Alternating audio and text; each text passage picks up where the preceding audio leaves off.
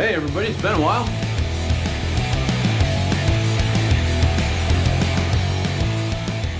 I've been busy. We're developing some property. Not developing. I have a small piece of property. We're going to put a house shop on, a showroom, if you will. It's taken all of our cash, so I don't have much to spend on parts and things.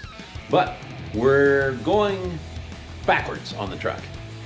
I'm going to take the heads I took off that engine years ago, 2 barrel heads, Cleveland. Let me bring you down here just a little bit, maybe you see them better. There we go, right here. I started years ago. My wife makes really good chocolate chip cookies, by the way. I started years ago porting these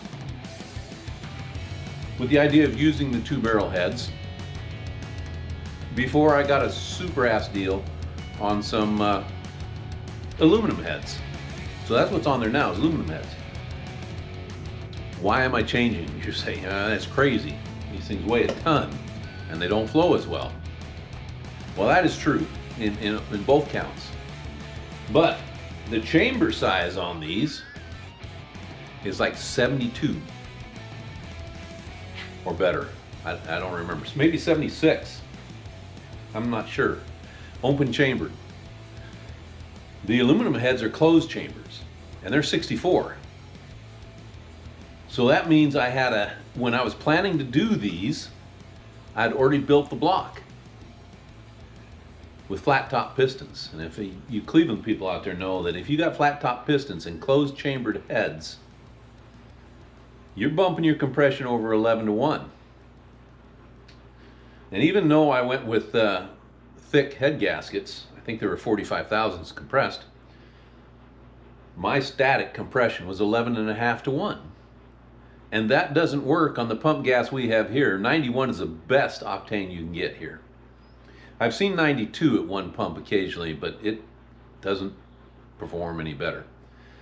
And I've been constantly turning the timing down on the ACE's fuel injection, trying to get rid of the ping and richening the mixture. They go hand in hand. You richen the mixture and it cools the combustion chamber a little bit, because it's a richer mixture. There's more liquid in there. So it doesn't burn as well or as fast, and it doesn't ping as much. And the same with turning down the timing. It just brings the compression down when the gas explodes. The piston's in a different place in the stroke. So if I swap to these heads, that brings my compression down to 10-to-1. And that should allow me to run the pump gas without, an octane boost. So I'm going to make this head match this head as far as port work. These intakes are nice and smooth. The bowls are all cleaned up and smooth. Valve guides are trimmed down. We'll still have to probably put new guides in these things. The intakes aren't terrible, but the exhausts kind of wobble back and forth. So they've been worn pretty good. So we'll probably put new guides, maybe in just the exhaust, because this is, a budget build after all. Check the valves. There's no cracks in this head. Hopefully there's no cracks in this head. Now there is a problem with these. They are the multi-groove keepers on the valves, and supposedly you can pop your heads off the valves if you run too much RPM. Well, I'm definitely not going to run too much RPM in this thing. The cam is not all that great. For high RPM use, it runs out of like 5,800 RPM. So that'll be our limit. I am noticing that the valves, when I'm feeling the valves here, this one at this end, I don't know if you can see this. This one over here is sunken in. It's below the seat. So that's a pretty good indication that this valve is starting to suck its way through. The seat is either worn or sunken in, and we're gonna have to replace the valve seat over here. This one is sticking up just a little bit. This one's up a little bit. This one's flush. So probably, since I have two of them, this one's obviously down, this one's flush. Probably gonna have to put new exhaust seats. That's typical of running unleaded gas in heads that don't have hardened seats in them. Now, I'm not sure if these had hardened seats or not from the factory, but by looking at these being sucked in, I would say no. And that's really giving me pause now because I hadn't noticed that before. Now I'm looking at this going, is this job going to cost more than buying another set of open chambered aluminum heads? Well, that's something I'll have to look at later on. But I'm going to start with cleaning these up, and we'll see where we go from there. I think that's the plan. All right, I'm going to run some tape across this just so I don't get it. I mean, they're all going to be clean, but I just don't want to get a bunch of this junk down here. Boy, I should have checked these. I don't think any of the exhaust valves on this head sat down as low as these, or I wouldn't even done this head. So, that's something to think on, is whether or not I'm going to actually use these heads. If I got to put all new seats, both heads, new valve guides, both heads, new valves, because these are the multi-keeper valves, which, you guys know what that is? Let me pull one out, maybe. See if I can get one out without destroying my tape-up job and everything else here. Okay, here we come. That's a stock Cleveland valve. See these lines? These are for the keepers. The little metal things that keep the spring from popping off the top, you know, keep the retainer on. And these valves have been known to lose their heads, intake side. This exhaust valve is too small you'd have to put on a pretty stiff spring to break this one off. But multi-groove keeper is not supposed to be the best thing. They pop off, the valve falls in, or it breaks the head off. So yeah, I'm gonna work on this head, but the whole time I'm gonna be running through my mind whether it'd be cheaper just to get another set of heads, new heads, or whether it's gonna be more cost effective to rebuild these. So watch along. We'll figure that out together a little later. See if I can get this exhaust valve back in. Oh, another thing, just to let you know, you might be saying, oh, he's going to lose a lot of performance. But when you consider that these valves in this two-barrel heads are the same size as the high-performance Chevy small block valves, we're really not losing a lot of airflow, or we're really not bringing this motor down a bunch. The Cleveland heads, because of the canted valve arrangement, outflow any small block Chevy heads. The two-barrel outflows the Chevy heads. So it's not like I'm putting on heads that are bad. Boy, I bet I just pissed off a lot of Chevy people, didn't I? Maybe you knew that already. Maybe you're going to be in denial. No, can't be. Camel hump heads are the best. No. That's a nice thought. Not true, though. All right. A little bit more taping job.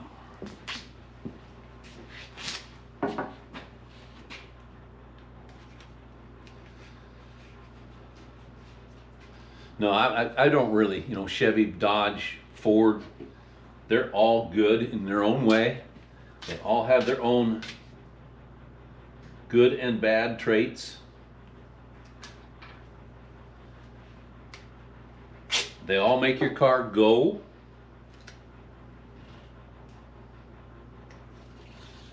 So I'm not brand. I don't say one is better than the other. I just work on Fords far more than I do anything else, because that's what I know. Hey, dog! That's our young pup making some noise.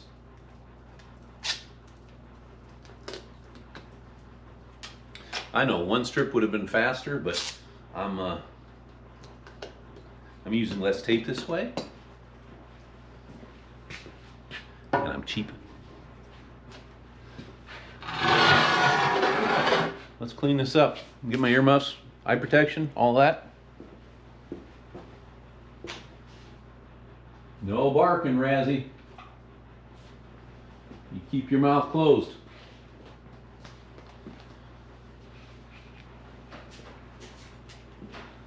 I'm going to use a cheap cheek poker, as Derek would say. I love that show.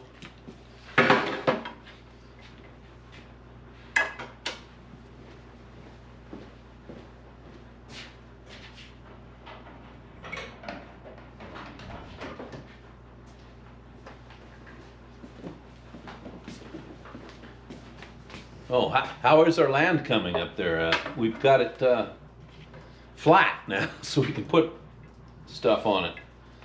They're supposed to be drilling the well, but they had some sort of problem. They had to replace a tire or something. Anyway, well should be drilled next week. Septic should be going in next week.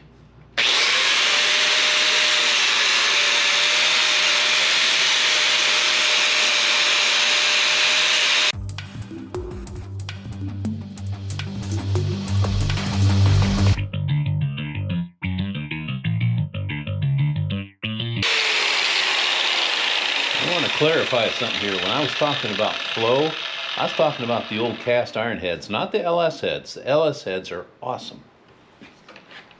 Just want to clear that up.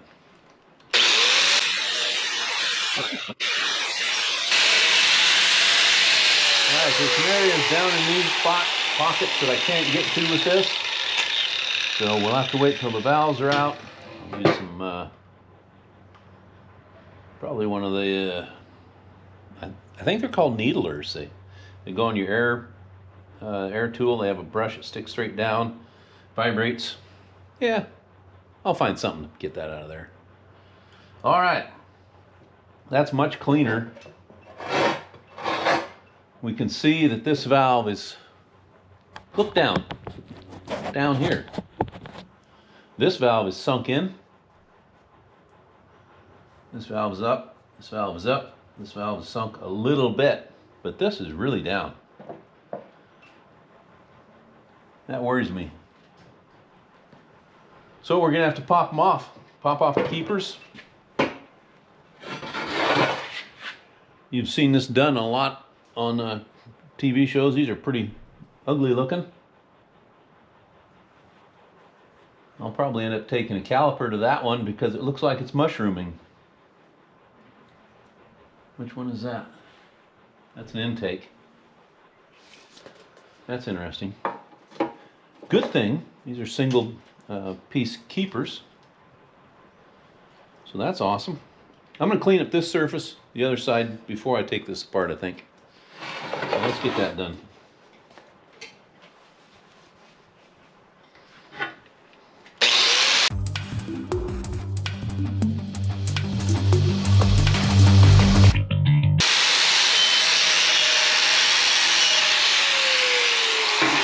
Look at this compared to that other head I had up here that I've already cleaned up. You can see the edges are just not good as they should be. They actually stick into the ports a little bit. Really could be cleaned up. You can also see where the original gasket sat. So we're going to have to trim the original gasket too in some places if we use that style of gasket. No doubt about it. Now,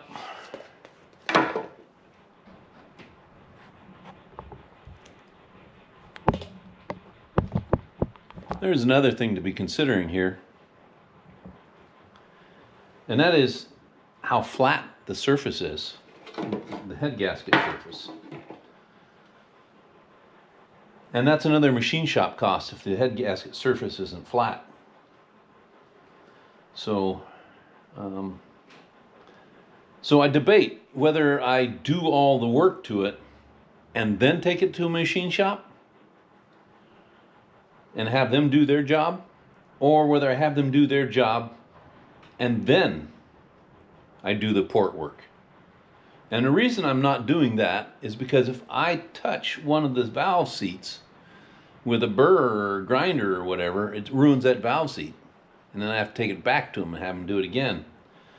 So I feel a little safer hacking away, in the ports and the bowls before the work is done. But then if I do all that and I take this in and they say, oh, your deck is really warped up, or they magnaflux it and find a crack in it, then I've spent all that time for nothing. So that's a debate I have with myself. But we're going to continue with this one. I'm not going to spend any more money than I have to. But if I take them to the machine shop and they need new seats all the way around, they need new guides all the way around, they need new springs and deck and valve guides and all that stuff, I'm probably just going to get another set of heads. But let's keep going. We'll get her done in a minute. I'll wipe my hands. Oh, this is a grody one. After I get all the springs and stuff off it, I'm going to go ahead and put it in a hot tank too, I think. Or not hot tank, I don't have a hot tank, a solvent tank.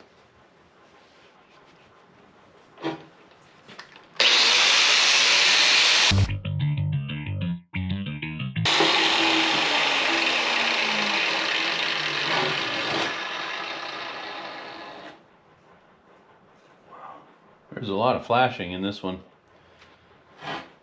I have another question for all of you guys and gals, especially if you're a Cleveland owner.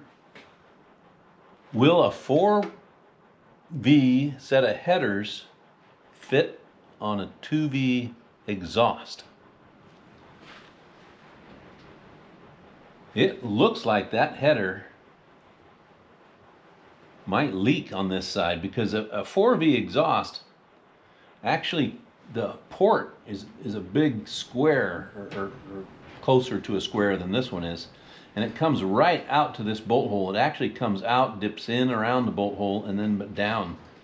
And I'm thinking that this exhaust port might not accept my header, because I have 4V headers. I have big 4V headers. That is something I need to check out quickly, because if I can't bolt my headers on these heads, then there's no reason for me to use them, because I've had to make the headers fit the truck. So did we just bite off more than I can chew? Let me look around, see if I can find 4V exhaust gaskets, match them up to this head, see how they look. So I'll get back to you as soon as I find those gaskets. Well, I learned a few things today. I learned that my 4V headers will not bolt to these 2V heads. They will bolt, they will physically bolt on there, but the port is so much larger than this that it's just, their sealing edge is about a 32nd of an inch, and that's not going to work. It needs a good tight seal here in order to run the